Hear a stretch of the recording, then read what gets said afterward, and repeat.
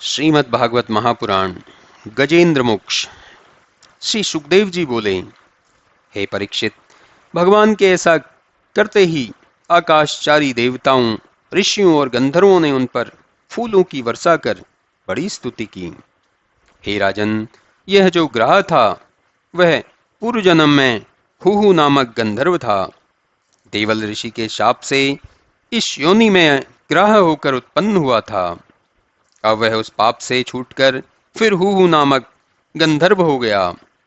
उसने भगवान को प्रणाम करके अनेकों प्रकार से उनकी स्तुति की। भगवान ने प्रसन्न होकर उसे गंधर्व लोक को भेज दिया। इधर गजेंद्र भी भगवान के स्पर्श को पाकर भगवान के ही रूप को प्राप्त हो गया।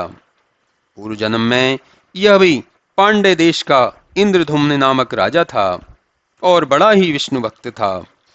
तब उस समय जब यह मलय पर्वत पर अपनी तपस्या में लीन था कि उसके निमग्न स्थिति में आतिथ्य सत्कार के अभाव में वहां पहुंचने वाले अगस्त्य मुनि ने उसे पशु योनि में जन्म लेने का शाप दिया था, जिससे वह हस्त योनि में उत्पन्न हुआ था।